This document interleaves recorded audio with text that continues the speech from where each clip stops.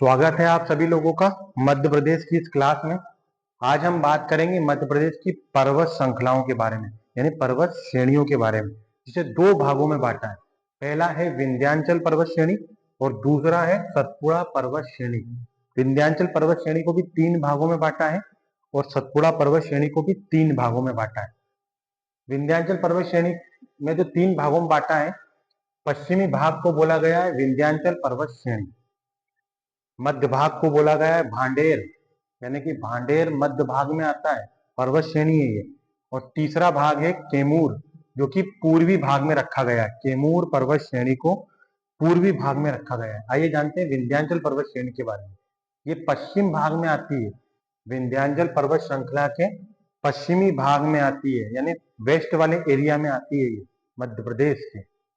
विंध्याचल पर्वत श्रेणी और पश्चिमी भाग, यह पश्चिम भाग में है। विंध्याचल यह पश्चिम भाग में, इसके अंतर्गत मांडू, इसके अंतर्गत क्या आता है, मांडू, अशरफी पहाड़ी, वाचू पॉइंट या वाचू पॉइंट, काकड़ी वाड़ी, काकड़ी वाड़ी, सकलनपुर व भीम बेटिका आते हैं, और भीम बेटिका भी आते हैं। डायरेक्ट क्वेश्चन यहीं से बनेंगे, सब इंस्पेक्टर एग्जाम में क्वेश्चन डायरेक्ट यहीं से बनेंगे।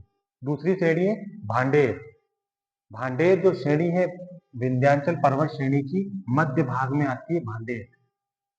और भांडेर में क्या है, यह विंध्याचल का मध्य भाग है, विंध्याचल पर्वत श्रृंखला का यह मध्य भाग है। इस श्रेणी के अंतर्गत सद्भावना चोटी, सद्भावना चोटी गुडविल आती है, जिसकी लंबाई कितनी है, 752 मीटर, और दमोह जिले में यह स्थित है, दमोह जिले में यह स्थित है। तीसरी विंध्याचल पर्वत श्रेणी में आती है केमूर, और यह पूर्वी भाग है, यानी कि यह पूर्वी भाग है, यह विंध्याचल का पूर्वी भाग है। इसके अंतर्गत त्रिकुटा पर्वत, त्रिकुटा पर्वत कहाँ है, सीधे सीधे क्वेश्चन उठेगा, मेहर में है, और मेहर अब एक नया जिला है, मेहर में है ये त्रिकुटा पर्वत। दूसरा है गिद्धराज पर्वत, ये सतना जिले में है, गिद्धराज पर्वत सतना जिले में है, और कहां से, केमूर पहाड़ी के अंतर्गत आता है ये पूर्वी भाग। गिद्धराज पर्वत सतना जिले में आते हैं। यह केन नदी का उद्गम स्थल है। जब हमने नदियों का चैप्टर पढ़ा था तो केन नदी का उद्गम स्थल यही है। क्या है केन नदी का उद्गम स्थल, यानी केन नदी कहाँ से निकली, केमूर पहाड़ियों से निकली है, और यही इसका उद्गम स्थल, यानी कि यहीं से निकलती है केन नदी। केन नदी केमूर पहाड़ी से ही निकलती है।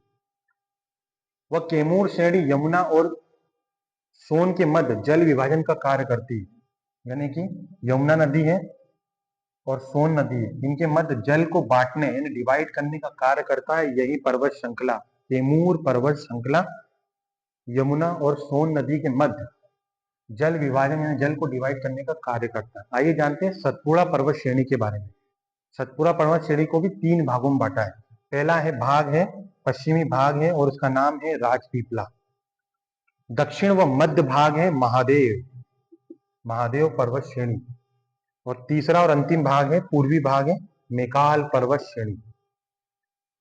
पश्चिमी भाग में आता है राजपीपला, पहले नंबर पर पॉइंट है राजपीपला, यह सतपुड़ा का पश्चिमी भाग है। सतपुड़ा पर्वत श्रेणी का क्या है, राजपीपला पश्चिमी भाग है, यह सतपुड़ा श्रेणी का पश्चिमी भाग है, जिसका विस्तार गुजरात व मध्य प्रदेश के बुरहानपुर दर्रे तक होता है। जिसका विस्तार कहां से कहां तक है, गुजरात व मध्य प्रदेश के बुरहानपुर दर्रे तक देखने को मिलता है। राजपीपला श्रेणी की सर्वोच्च चोटी है चूलगिरी, सबसे ऊंची चोटी है राजपीपला की चूलगिरी। डायरेक्ट क्वेश्चन यहीं से उठेंगे, जिसकी लंबाई है 1215 मीटर, इसकी लंबाई है।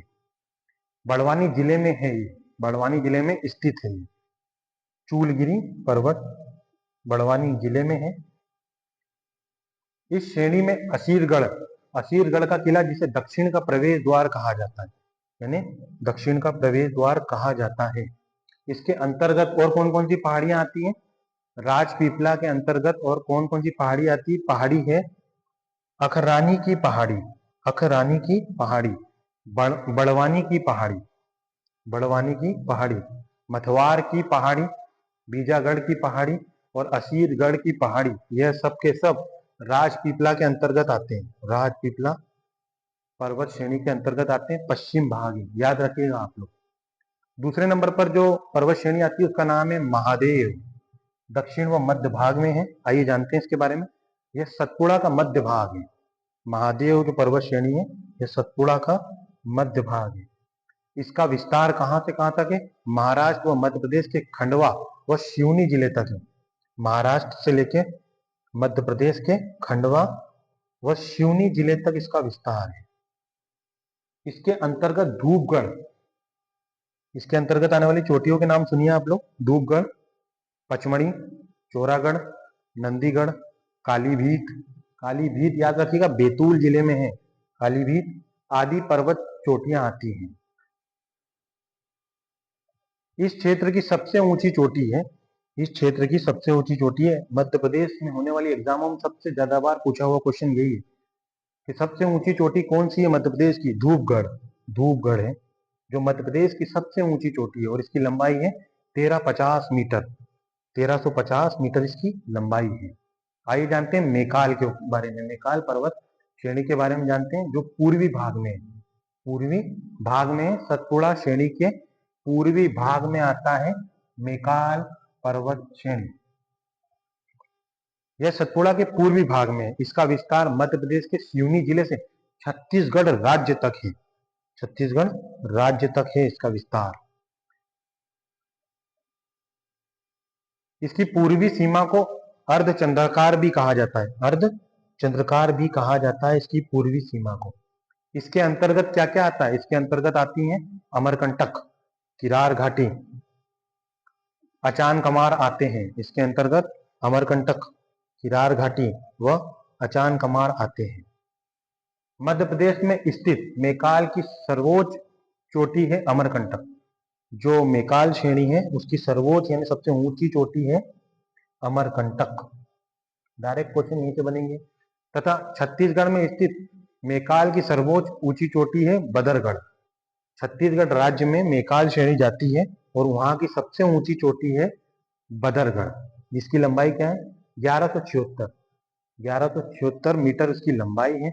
यानी कि हमारा यहाँ पर पर्वत श्रेणियों का चैप्टर खत्म होता है। आगे हम बात करेंगे मध्य प्रदेश में जो भी चैप्टर होगा हमारा। तब तक आप लोग क्या करोगे? आप लोग यूं ही मुस्कुराते रहोगे। हालांकि हम लोग बात बांध परियोजनाओं पर करेंगे मध्य प्रदेश में। तब तक आप लोग क्या करोगे? आप लोग यूं ही मुस्कुराते रहोगे, रिपीट करते रहोगे। सब इंस्पेक्टर की वैकेंसी आने वाली है और पढ़ाई भी करोगे और जहां भी रहोगे सुरक्षित रहोगे। धन्यवाद।